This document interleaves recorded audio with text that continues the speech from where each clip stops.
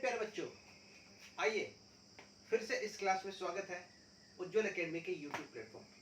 मैं मनीष चंद्राकर, जैसा कि मैंने आप सभी को प्रॉमिस किया था कि मैं संविधान की कुछ स्पेशल कुछ सीरीज जो बच्चों के लिए थोड़ा उटपटांग रहता है, नहीं बनता है, कई बार कन्फ्यूजन रहता है, उन सबको मैं पढ़ाऊँगा, मैंने कहा था। तो आइए फिर आज मैं हाजिर हूँ आप सभी की सेवा में और फिर क्लास स्टार्ट करते हैं फटाफट। तो पिछली क्लास में हम लोगों ने आर्टिकल 55 तक पढ़ लिया था। कई बच्चों ने क्वेश्चन भेजा है मेरे व्हाट्सएप नंबर पर। ठीक, तो आप सभी भी भेज सकते हैं। मेरा व्हाट्सएप नंबर डिस्प्ले होते रहता है 8103203451। उस पर आप मैसेज कर सकते हैं, आपका जो भी डाउट होगा। ठीक, संविधान, इकोनॉमिक्स और आपका हिंदी, ज्योग्राफी, ये सबसे जुड़ा हुआ। मैं कोर्स छत्तीसगढ़ पीएससी की तैयारी हम लोगों को करना है, मतलब करना है। समझ रहे बच्चों लोग? तो चलो, आर्टिकल आपका कौन सा हो गया? 56। आर्टिकल 56 क्या बोलता है? राष्ट्रपति का कार्यकाल। और कार्यकाल कितना वर्ष है? 5 वर्ष, 5 ईयर। 5 ईयर की गारंटी है। ठीक है, गारंटी वाला पीरियड नहीं है, गारंटी वाला। आ रहा समझ में? कार्यकाल, राष्ट्रपति का कार्यकाल कितना रहेगा? 5 वर्ष। कब से? पद ग्रहण या शपथ ग्रहण की तिथि से। इस डे से 5 ईयर काउंट किया जाएगा। 2014 में अगर मान लो चुनाव की यदि सूचना मान लीजिए कि अप्रैल में जारी हुई, मई में चुनाव हुआ, जून में रिजल्ट आ गया, तो रिजल्ट के डे से नहीं, मान लीजिए उन्होंने 25 जुलाई 25 जुलाई को अगर उन्होंने ओथ लिया है, शपथ लिया है, तो 25 जुलाई से वो काउंटिंग होगा। क्लियर? 2014 से लेकर अगर राष्ट्रपति को चुना गया तो 2019 तक कार्य के लिए रहेंगे। 25 जुलाई 2014 से 24 जुलाई 2019 तक। अच्छा, बीच में अगर राष्ट्रपति की डेथ हो गई या उन्होंने त्यागपत्र दे दिया या महाभियोग लग गया या किसी भी कारण से अगर वो पद से हटना पड़ गया उनको, तो फिर नया राष्ट्रपति जो रहेगा वो अगले 5 साल तक काम करेगा। ठीक है, नया राष्ट्रपति अगले 5 साल तक कार्य करेगा, ये ध्यान कीजिएगा। ठीक, तो यहां पर जो है पद मुक्ति, पद की रिक्ति, वेकेशन ऑफ द पोस्ट कैसे कैसे हो सकता है। देखिए, पहला क्या है कि राष्ट्रपति का कार्यकाल समाप्त हो जाए, है ना, ये कंडीशन हो सकता है, 5 ईयर कंप्लीट। दूसरा क्या हो सकता है? राष्ट्रपति ने त्यागपत्र दे दिया, सेकंड कंडीशन। तीसरा कंडीशन हो सकता है राष्ट्रपति की डेथ हो गई, शाश्वत सत्य है हर किसी के लिए। और चौथा कंडीशन क्या है? राष्ट्रपति के ऊपर एक इंपीचमेंट का प्रोसेस स्टार्ट हो गया, इंपीचमेंट लग गया, पोस्ट समाप्त। तो ये जो कंडीशन है, ठीक है, ये जो कंडीशन है, ठीक, त्यागपत्र के केस में, ठीक है, मृत्यु के केस में, महाभियोग के केस में, ये सडन है ना, सडन है तो हमको पता नहीं है, सडन है तो हमको पता नहीं है। त्यागपत्र आज तक काम कर रहे, कल सुबह पता चला रेजिग्नेशन लेटर आ गया, है ना, कि मुझको किसी दूसरे स्थान पर काम करने जाना है, या जो कुछ भी XYZ कोई भी रीजन, ठीक है, या स्वास्थ्यगत कारणों से वो त्यागपत्र दे रहे। मृत्यु तो शाश्वत सत्य है ना, यमराज घूमते रहते हो, कहीं पर भी किसी के घर जा सकते हैं। और महाभियोग या इम्पीचमेंट का मतलब एक ऐसा प्रोसेस जिसके तहत राष्ट्रपति के ऊपर आरोप लगाया जाता है कि उन्होंने संविधान का उल्लंघन किया, ही वायोलेट द कॉन्स्टिट्यूशन। उस आरोप पर उनको पद से हटाने की प्रक्रिया, तो ये संसद में पूरी होगी, लोकसभा राज्यसभा दोनों जगह पारित होगा, उसके बाद फिर राष्ट्रपति को पद से हटाया जाएगा। लेकिन पारित का मतलब क्या? वोटिंग, मतदान। तो जब तक मतदान ना हो तब तक हम कैसे बोल सकते हैं कि वो पद से हटना ही पड़ेगा? इसीलिए ये भी कैसा होता है? आकस्मिक, सडन वेकेंट होगा। तो सडन वेकेंट होगा, तो इन तीनों कंडीशन में कौन काम करेगा? उपराष्ट्रपति। और 6 माह के भीतर क्या करना पड़ेगा? चुनाव कराना पड़ेगा। ठीक, और कार्यकाल समाप्त हो रहा है ये तो हमको पता है, तो इसमें क्या करना पड़ेगा? 6 माह पूर्व चुनाव करा लेना है।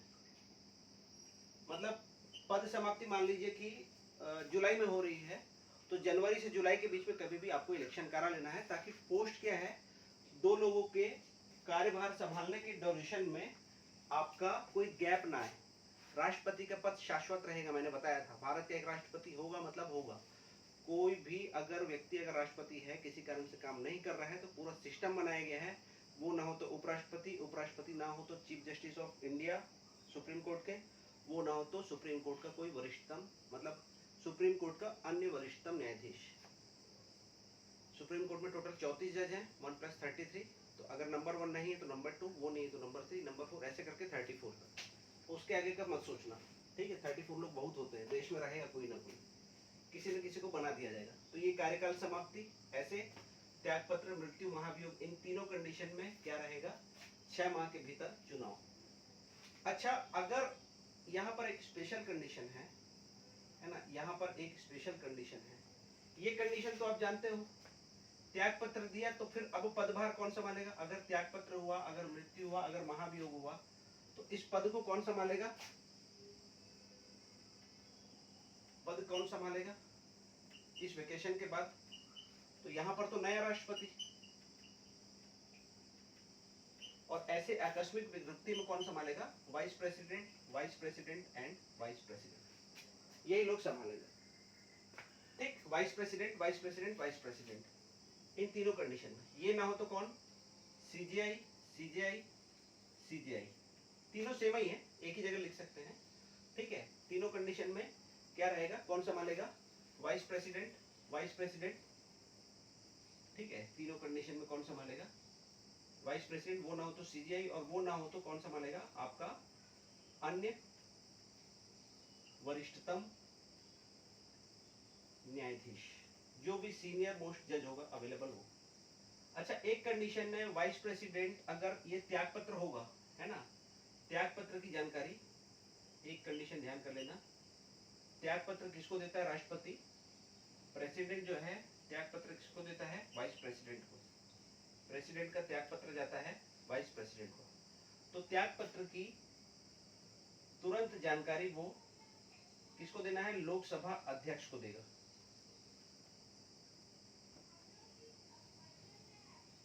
ठीक है, ये ध्यान कीजिएगा। वाइस प्रेसिडेंट, प्रेसिडेंट जो है अपना त्याग पत्र इसको देगा, वाइस प्रेसिडेंट को, और वाइस प्रेसिडेंट उसकी जानकारी किसको देगा, अध्यक्ष को। क्लियर है, कौन से अध्यक्ष, लोकसभा, क्योंकि राज्यसभा का अध्यक्ष तो वो खुद है उस पोस्ट पे होने के कारण, तो उसको तो पता चल गया राष्ट्रपति का पोस्ट वैकेंट हो गया। तो राष्ट्रपति त्यागपत्र प्रधानमंत्री को ना देकर किसको देंगे, वाइस प्रेसिडेंट को संबोधित करके लिखेंगे, उनको एड्रेस करके।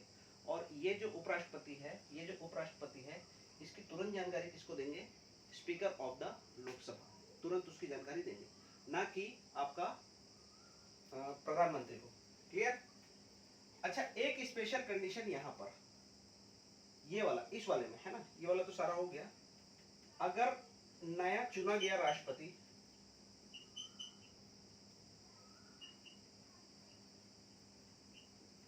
किसी कारण से पदभार ना संभाले, आए ही नहीं शपथ ग्रहण के दिन, ऐसा हुआ तो नहीं है, होना भी नहीं चाहिए, तो कौन शपथ ग्रहण, फिर कौन कार्य करेगा। इस कंडीशन में वाइस प्रेसिडेंट काम नहीं करेगा, ध्यान कीजिएगा, है ना। उन तीनों कंडीशन में वाइस प्रेसिडेंट, सीजीआई, अन्य वरिष्ठतम न्यायाधीश, ये एक सिस्टम चलता है। लेकिन इस कंडीशन में तो पूर्व राष्ट्रपति, मतलब जिसका कार्यकाल समाप्त हो गया था,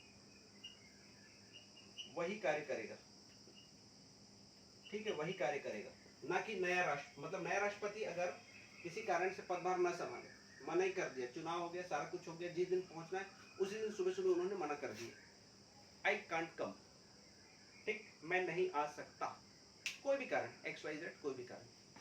तो अब कंडीशन में कौन संभालेगा, तो कौन संभालेगा, वाइस प्रेसिडेंट नहीं संभालेगा बच्चों, कौन संभालेगा, ये व्यक्ति जो पुराना राष्ट्रपति था। क्लियर। तो ये आर्टिकल 56 कंप्लीट। आर्टिकल 57 एक और हम लोग नोट कर लेते हैं।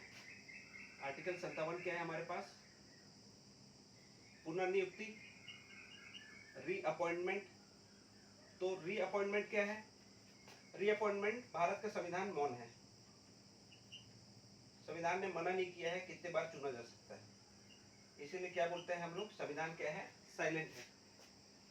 पद से जुड़ी शर्तों, चुनाव से जुड़ी शर्तों सारे को कंप्लीट करते हुए कोई व्यक्ति कितने भी बार राष्ट्रपति चुना जा सकता है, नो लिमिटेशन। अमेरिका में इस चीज की लिमिटेशन है, अमेरिका में इस चीज की लिमिटेशन है कि कोई व्यक्ति अधिकतम जो रहेगा वो 2 बार से अधिक राष्ट्रपति नहीं चुना जा सकता। 2 बार से अधिक राष्ट्रपति नहीं चुना जा सकता, लेकिन भारत में ऐसी कोई भी लिमिटेशन नहीं है। ध्यान कीजिएगा बच्चों, क्लियर? तो चलो आगे चलते हैं। इसके बाद हम आगे चलते हैं।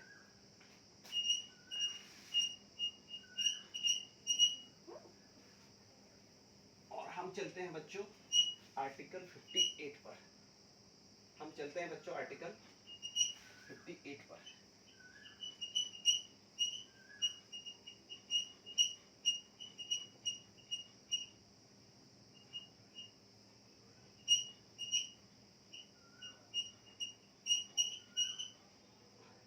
हम चलते हैं बच्चों आर्टिकल 58 पर। Wait a minute.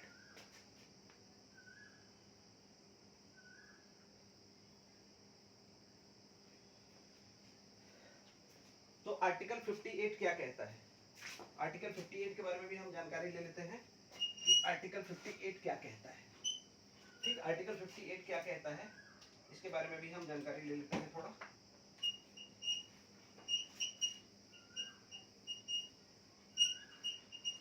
What is article 58? Article 58 कहता है योग्यता।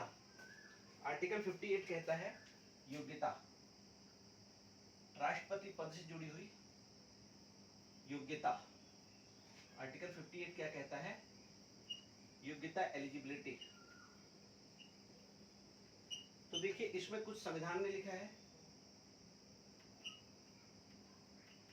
संविधान की तरफ से डायरेक्ट जो है, सबसे पहला भारत का नागरिक हो, he shall be the citizen of India। Bharat का नागरिक बोला है ना, नागरिकता के चैप्टर हम लोगों ने पढ़ा है। तो नागरिकता अर्जित भी की जाती है, एक्वायर की जाती है, और एक नागरिकता जन्म से मिलती है। जैसे हमको जन्म से मिली है, लेकिन कोई विदेशी हमारे यहाँ आएगा तो वो क्या करेगा, उसको नागरिकता क्या करना पड़ेगा, एक्वायर करना पड़ेगा। तो अमेरिका में एक्वायर्ड की गई नागरिकता है अगर, तो वो व्यक्ति राष्ट्रपति नहीं बन सकता। ध्यान कीजिएगा, अमेरिका में एक्वायर्ड अगर है तो वो व्यक्ति राष्ट्रपति नहीं बन सकता, लेकिन भारत में वो व्यक्ति राष्ट्रपति बन सकता है। ठीक है, भारत में क्या है कंडीशन, भारत का नागरिक हो। जन्म से भारत का नागरिक नहीं बोला गया है, अमेरिका में जन्म से नागरिक होना जरूरी है। Age 35 year completed. तीसरा जो है लोकसभा का सदस्य चुने जाने की योग्यता हो, उस व्यक्ति में ये योग्यता होनी चाहिए। और चौथा जो है क्या बोलता है, लाभ के पद पर ना हो। ठीक है, he should not hold the office of the profit। तो लाभ का पद कौन निर्धारित करता है, तो राष्ट्रपति, संसद। Who decide which post is the office of the profit? It is decided by the Parliament of the India। तो लाभ के पद पर ना हो कहता है।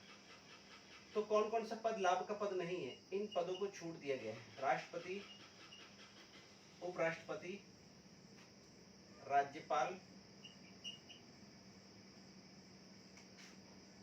सेंटर एंड स्टेट के मंत्रीगण, इन 4 पोस्ट को लाभ का पद नहीं बोला गया। मतलब ये लोग पोस्ट पे रहते हुए लड़ सकते हैं, और जिस दिन आपका रिजल्ट आ रहा है, मतलब जिस दिन आपका शपथ ग्रहण करना है, उसके पहले दिन शाम तक इन लोग पोस्ट पे रह सकते हैं, उसी पोस्ट पे। इसको लाभ का पद नहीं माना गया है। ठीक है, तो ये चारों चीज कौन डिसाइड किया है, संविधान ने लिख के गया है। ठीक है, ये चीज कौन डिसाइड करके गया है, संविधान लिख के गया है, संविधान लिखने वाला। इसके बाद जो बच्चों हमारे पास जो आता है, इसके अलावा प्लस है ना, इसके अलावा प्लस संसद द्वारा बनाए कानूनों का पालन करना पड़ेगा। राष्ट्रपति चुनाव लड़ने के लिए संसद द्वारा बनाए कानून।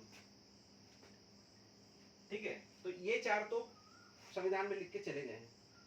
ठीक, प्लस अब कौन कौन सी चीजों का पालन करना पड़ेगा, ये तो इसके अंदर सबसे पहला क्या चीज है, इसके अंदर जो फर्स्ट चीज है वो क्या चीज है, वो ये कहता है कि राष्ट्रपति पद से जुड़ा जो रहेगा, उन्होंने शुरू में क्या किया कि राष्ट्रपति, जैसे मैं अगर यहाँ पर पार्षद का चुनाव लड़ता हूँ मेरे मोहल्ले में, तो जब फॉर्म जमा करूंगा तो मेरे को एक व्यक्ति का जमानत लेना पड़ेगा मेरे मोहल्ले के। कि वो मेरे को जानता है भली भांति कि मैं अच्छा आदमी हूँ, चुनाव लड़ सकता हूँ। ठीक है, एक किसी व्यक्ति का कोई भी मेरा जो है जो मेरा परिचित है या अननोन पर्सन जो भी, जैसे आप एग्जाम गवर्नमेंट सर्विस में जाते हैं तो 2 कैरेक्टर सर्टिफिकेट बनवाते हैं ना, बस समझ लीजिए वैसा। उसमें गवर्नमेंट के उसमें क्या लिखा आता है, अपने मोहल्ले के 2 ऐसे जिम्मेदार व्यक्तियों के नाम बताइए जो आपको जानते हैं। तो भरते हैं आप लोग अपने यार दोस्तों के नाम, आप ही के समान होते हैं वो, है ना, जिम्मेदार, तो आप लोग उनका नाम भर देते हैं, है ना। तो ऐसे ही संसद क्या बोलती है कि राष्ट्रपति के चुनाव को मजाक न रखा जाए। तो इन्होंने 1952 में एक कानून पारित किया, राष्ट्रपति एवं उपराष्ट्रपति चुनाव अधिनियम। तो उसके तहत बोले 2 फॉलोअर होना चाहिए, 2 प्रस्तावक और 2 अनुमोदक होने चाहिए। उन्होंने ये बोला 2 प्रस्तावक और 2 अनुमोदक। प्रस्तावक और अनुमोदक का मतलब वह व्यक्ति प्रस्तावक रहेगा जो व्यक्ति आपका वोट देने के काबिल हो, यानी सांसद या विधायक।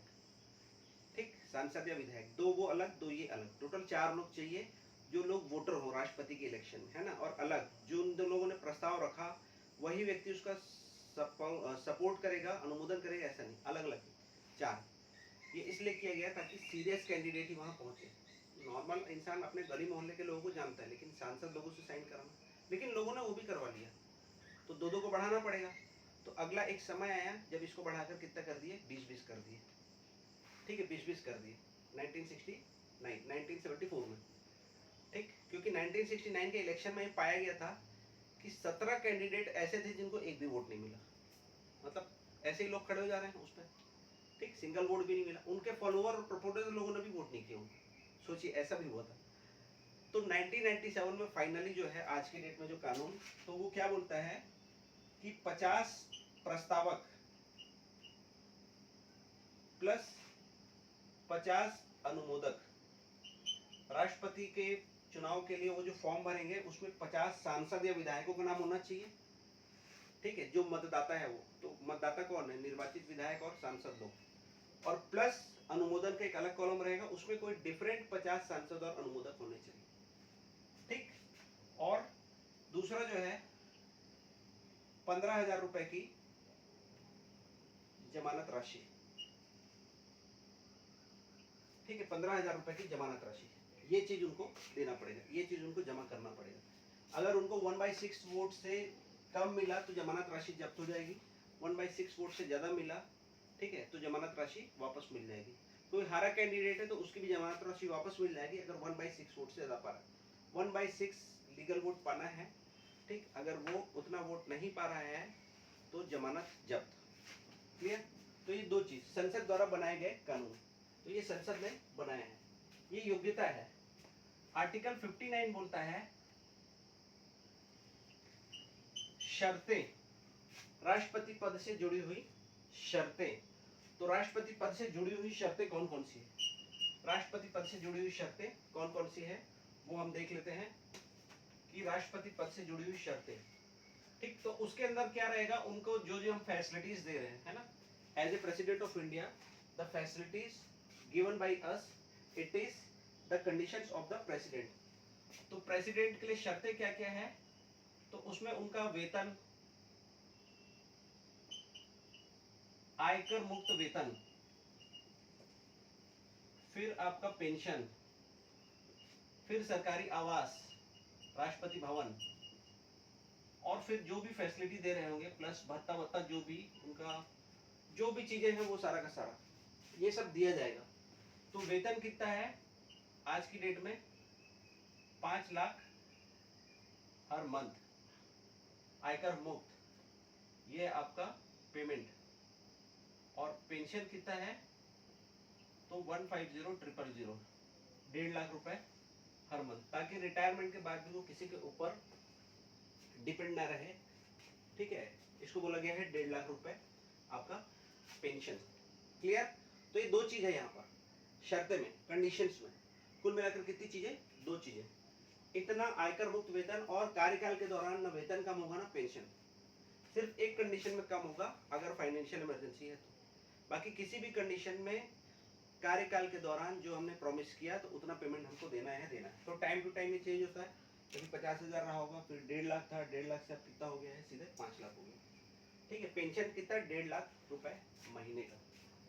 दूसरा शर्त उनके सामने रख दिया गया है कि कोई लाभ का पद ग्रहण नहीं करेंगे। He shall not accept any office of the profit during his term. Term खत्म होने के बाद करते रहे वो कुछ भी, उससे उनको कोई ज्यादा दिक्कत नहीं है, उससे कोई ज्यादा दिक्कत नहीं है। तो ये चीजें ध्यान कीजिएगा, ये मैंने मिटाया था, इसको मैं वापस लिख रहा हूँ। तो ये बहुत इंपॉर्टेंट चीजें है ना, आयकर मुक्त वेतन, पेंशन, सरकारी आवास प्लस विभिन्न प्रकार के भत्ते, और ये लाभ का पद ग्रहण नहीं करेंगे तो उनकी शर्तें, उनसे जुड़ी हुई क्या हो जाएंगी, इसमें शर्तों को जोड़ दिया गया। तो ये आर्टिकल 58 और आर्टिकल 59। ठीक, आर्टिकल 60 क्या बोलता है बच्चों? आर्टिकल 60 क्या बोलता है बच्चों? आर्टिकल 60 बोलता है शपथ, यही लिख लेते हैं हम हमारे पास। आर्टिकल 60 क्या बोलता है हमको? शपथ। तो शपथ किसके सामने लेंगे वो? शपथ चीफ जस्टिस ऑफ इंडिया, और अगर वो ना हो तो, ठीक है, अगर वो ना हो तो मैं ये लिख लेता हूँ 1 और 2, अन्य वरिष्ठतम न्यायाधीश। अगर नंबर 1 नहीं है तो नंबर 2 के सामने, अगर नंबर 2 नहीं है तो कौन? नंबर 3 के सामने, ये सीक्वेंस। और क्या चीज की शपथ लेंगे? तो संविधान के संरक्षण, परिरक्षण और प्रतिरक्षण, यानी खुद भी संविधान का संरक्षण करूंगा, उसकी बनाई संविधान और विधियों का पालन करूंगा, बाहरी लोगों से भी बचाऊंगा, और कोई ऐसा काम नहीं होने दूंगा कि संविधान पर किसी भी प्रकार की आंच आए। ठीक, 3 प्रकार की वो शपथ लेते हैं राष्ट्रपति। ईश्वर को साक्षी मानकर सीबीआई के सामने वो शपथ लेंगे, वो ना हो तो अन्य वरिष्ठतम न्यायाधीश। अच्छा बच्चों, मुझको एक चीज याद आई, कल के राष्ट्रपति की जो क्लास है उसमें मैंने लिखाया था पॉपुलेशन जो हम लोग भाग दे रहे थे, है ना, पॉपुलेशन जो हम लोग भाग दे रहे थे, वो जो पॉपुलेशन जो रहेगा राष्ट्रपति के लिए, जो विधायक का जो वोट वैल्यू है वो, तो वो जो रहेगा, ठीक है, उसको 1971 की जनसंख्या लेके चलना है। ठीक है, अभी जो हमारे पास लास्ट रिसेंट जो सेंसस है वो 2011 का है, लेकिन हमको कब की जनसंख्या लेके चलना है?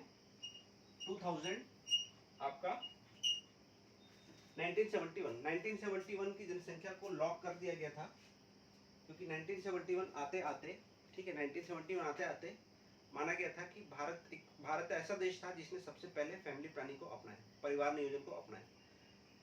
तो साउथ इंडिया के लोगों ने तो शिक्षा अच्छी थी, तो उन्होंने तो पॉपुलेशन ग्रोथ को कम कर दिया, लेकिन नॉर्थ इंडिया वाले नए रिकॉर्ड बनाते रहे। ठीक, तो नॉर्थ इंडिया में पॉपुलेशन बहुत ज़्यादा बढ़ गई, साउथ इंडिया की पॉपुलेशन उतनी नहीं बढ़ी। अब जो हम लोग विधायक का जो मत मूल्य निकाल रहे थे उसमें ऊपर साइड क्या था, देखो, राज्य की जनसंख्या, नीचे क्या था, निर्वाचित विधायक।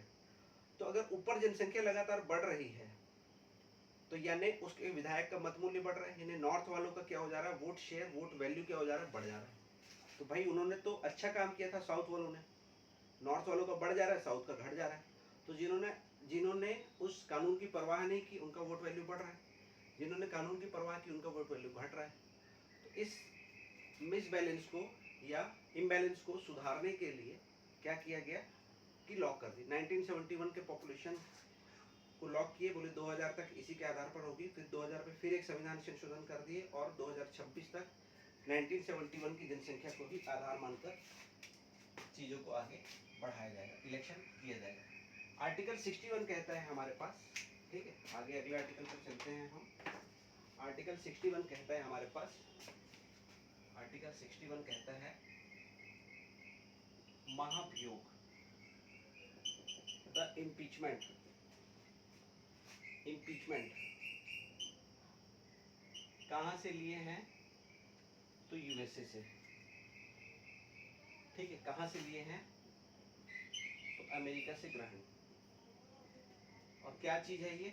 What is the impeachment? तो राष्ट्रपति को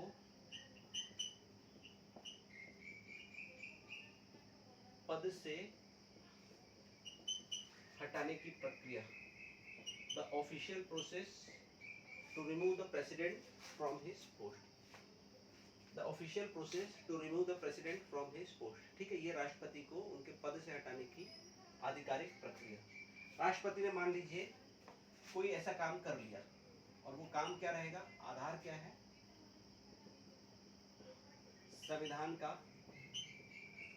अतिक्रमण, the violation of the Indian constitution. संविधान का अगर उन्होंने अतिक्रमण कर लिया, लेकिन संविधान का आधार, संविधान का अतिक्रमण क्या है, इस चीज को डिफाइन नहीं किया गया। अगर राष्ट्रपति का कोई ऐसा कार्य है जो सीधे सीधे प्रतीत हो कि उन्होंने संविधान का उल्लंघन किया, अतिक्रमण किया, तो राष्ट्र उस आधार पर राष्ट्रपति के ऊपर महाभियोग चलाया जा सकता है। ठीक है, एक ही आधार है संविधान का अतिक्रमण, उसके अलावा कोई आधार नहीं। क्लियर रहेगा ना? एक ही आधार है संविधान का अतिक्रमण, इसके अलावा कोई अन्य आधार नहीं। इसके आधार पर जो हमारे संसद सदस्य हैं वो राष्ट्रपति को उनके पद से हटा सकते। ये चीज ध्यान कीजिएगा, बहुत इंपॉर्टेंट है। संविधान में आधार नहीं बताया गया है, अतिक्रमण क्या होगा ये नहीं लिखा गया है। व्हाट इज अतिक्रमण, क्या होगा ये नहीं बताया गया है, ये नहीं वर्णित है, ये डिफाइन नहीं है। अब प्रक्रिया क्या होगी, प्रक्रिया क्या रहेगी? प्रथम सदन है ना, प्रथम सदन कोई भी हो सकता है, आइदर लोकसभा आइदर राज्यसभा। प्रथम सदन लिखा है ना, प्रथम सदन में 1/4 सदस्यों के समर्थन से आरोप पत्र लाया जाएगा, आरोप लगाया जाएगा।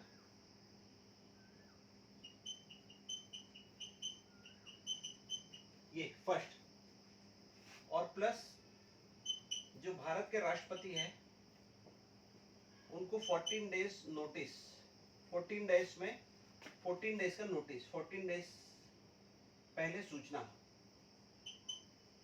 14 डेज एडवांस में उनको नोटिस देना पड़ेगा। ये मस्ट है, ये दोनों शर्त पूरी करनी पड़ेगी। ये पहला। सेकंड में अब हम क्या करेंगे, सेकंड में अब हम क्या करेंगे, आरोप लाया जाएगा। ठीक है, राष्ट्रपति को आरोप लगाया जाएगा। अब क्या रहेगा, प्रथम सदन में क्या रहेगा, मतदान, वोटिंग होगी। और वोटिंग कैसा रहेगा, टोटल, चाहे पोस्ट वेकेंट हो चाहे कुछ हो, कुल सदस्य यानी 545 के 2/3 बहुमत से पारित होना है। अब ये पास कितना होना है, स्पेशल मेजोरिटी से। टोटल मेंबर 545 मेंबर्स के 2/3 यानी लगभग नहीं में आपका 366 है ना, लगभग 366 मेंबर के आसपास जाता है। 500 का अगर आप 2/3 ले तो आपका 133, मतलब आपका 160, 332 समथिंग उससे जाता है आपका 500 का 2/3। और आपका बचे 45 सदस्यों का अगर आप 2/3 लेंगे तो लगभग उतना जाता है। इससे वो पारित होगा। ठीक है, प्रथम सदन में मतदान होगा, पहले वोटिंग हो जाएगी, फिर इसको कहां भेजा जाएगा, दूसरे सदन। दूसरा सदन यानी क्या, अगर प्रथम सदन लोकसभा था तो दूसरा सदन क्या हो जाएगा, राज्यसभा। और अगर प्रथम सदन राज्यसभा था तो दूसरा सदन क्या हो जाएगा, लोकसभा। क्लियर ना? अगर लोकसभा में आरोप लगा है तो वहां पर वोटिंग होगी, उसके बाद राज्यसभा जाएगा, तब वो दूसरा सदन हो जाएगा। लेकिन अगर राज्यसभा में आरोप लगा है तो दूसरा सदन क्या हो जाएगा, लोकसभा। लोकसभा में जो दूसरा सदन है वो क्या करेगा, वो इन्वेस्टिगेट करेगा, आरोपों की वो जांच करेगा, और फिर मतदान होगा। ठीक है, तो फर्स्ट हाउस नहीं करेगा, कौन करेगा, सेकंड हाउस करेगा। सेकंड हाउस क्या करेगा, आरोपों की जांच। और यहां पर राष्ट्रपति को मौका मिलेगा, राष्ट्रपति स्वयं या प्रतिनिधि, प्रतिनिधि का मतलब वकील, के माध्यम से जवाब दे सकते हैं। अब वो अपना पक्ष रख सकते हैं। ठीक है, प्रतिनिधि शब्द है यहाँ पर, प्रतिनिधि का मतलब मोटे तौर पर समझ लो आप वकील। अब फिर मतदान, अब मतदान के बाद फिर अगर टोटल के 2/3 सदस्यों से अगर वो पारित हो रहा है, 2/3 कुल सदस्यों के बहुमत से अगर पारित, तो तत्काल उनको पद छोड़ना पड़ेगा। तत्काल उनको पद छोड़ना पड़ेगा। बहुत इंपॉर्टेंट है बच्चों, इसको ध्यान कीजिएगा। 2/3 बहुमत से अगर पारित हो गया तो उनको तत्काल प्रभाव से पद छोड़ना पड़ेगा। एक इंपॉर्टेंट चीज यहाँ पर नोट कर लीजिएगा, यहाँ पर आपके संसद में निर्वाचित प्लस आपका मनोनीत, है ना, सदस्य भाग लेंगे, दोनों लोग भाग लेंगे, है ना। मतलब यहाँ पर कहाँ कहाँ के, लोकसभा एंड राज्यसभा दोनों के निर्वाचित एवं मनोनीत सदस्य भाग लेंगे। विधानसभा के सदस्य लोग भाग नहीं लेंगे, ये ध्यान कीजिएगा। विधानसभा जो थे, राज्यों की विधानसभा के सदस्य वोटिंग में भाग लिए थे निर्वाचित लोग, लेकिन इन लोग भाग नहीं लेंगे।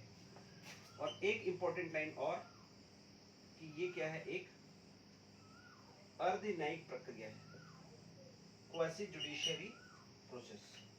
क्वासी जुडिशियरी का मतलब क्या हो गया, भारत में न्याय करने का काम किसके पास है, आपका न्यायपालिका के पास, जुडिशियरी के पास। और विधायिका का काम क्या है, कानून बनाना। ये विधायिका जो है, जिसका काम कानून बनाना है, वो क्या कर रही, न्याय कर रही है। एक व्यक्ति के ऊपर आरोप लगा है और उस व्यक्ति के खिलाफ आरोपों की जांच करके उसको सजा दे रही है। तो सजा कौन देगा, न्यायालय देता है। तो न्यायालय ना होते हुए भी न्यायालय का काम करना, इसी को बोला गया है अर्ध न्यायिक प्रक्रिया। अर्ध न्यायिक प्रक्रिया कहाँ से लिए है, यूएसए से। बहुत इंपॉर्टेंट आर्टिकल है, बार बार पूछता है, आर्टिकल 61। तो देखिए आज की क्लास में अब हमारा आर्टिकल 56 से लेकर 61 तक कंप्लीट है। अगली क्लास में आर्टिकल 71, 72, 123 ये सब चीज़ों को हम पढ़ेंगे, है ना। तब तक के लिए आगे दीजिए, धन्यवाद। उज्ज्वल एकेडमी की यूट्यूब प्लेटफॉर्म पर आने का बहुत बहुत धन्यवाद। अधिक बच्चों तक इस क्लास को पहुंचाइए, ठीक है। अधिक लोगों तक इसका फ़ायदा होना चाहिए। चलिए, थैंक यू।